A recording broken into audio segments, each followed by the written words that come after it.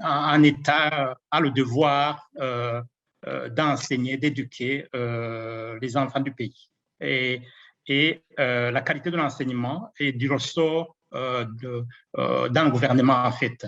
Parce que tout simplement, les enseignants sont formés par un pays, par le pays.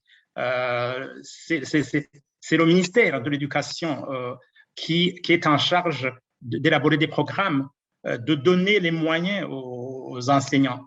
Ici, je pense justement aux infrastructures, notamment les classes assez suffisantes, le matériel tel que les livres et autres.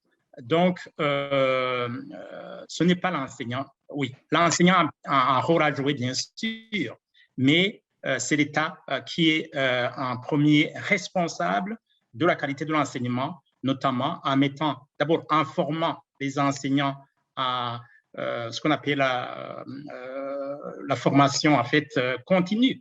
Il faut un recyclage des enseignants puisque les méthodes d'enseignement évoluent et par conséquent, c'est l'État qui est garant de la qualité de l'enseignement. Je n'oubliais pas de souligner l'inspection des écoles.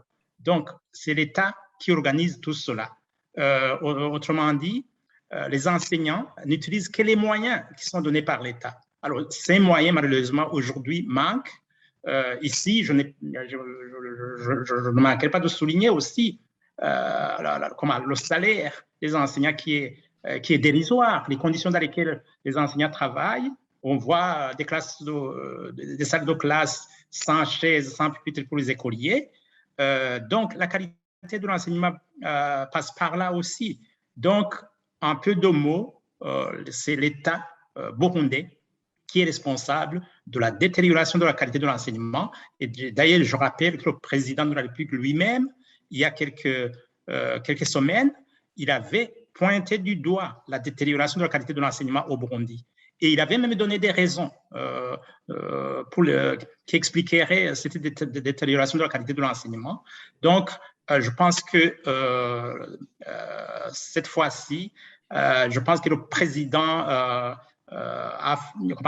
s'est trompé. La balle est dans le cas du gouvernement burundais qui doit absolument prendre toutes les mesures qui s'imposent pour améliorer la qualité de l'enseignement. Et je précise que beaucoup d'experts ont déjà donné des indications, ont donné des conseils. Il suffit de respecter, de mettre en application ces conseils qui ont été donnés par les experts. Donc, oui, les enseignants ont un rôle à jouer, mais la responsabilité incombe à l'État burundais. C'est l'État burundais qui est responsable de la détérioration de la qualité de l'enseignement, mais aussi qui est responsable, malheureusement, du délabrement, je dirais, du système éducatif burundais. Donc, la solution viendra du gouvernement burundais, notamment en organisant des formations continues pour les enseignants, notamment en fournissant le matériel nécessaire et équiper les écoles, notamment en bancs et pupitres. Je pourrais énumérer une série de mesures à prendre, mais tout a été écrit, tout a été dit par mal d'experts burundais dans le domaine de l'éducation.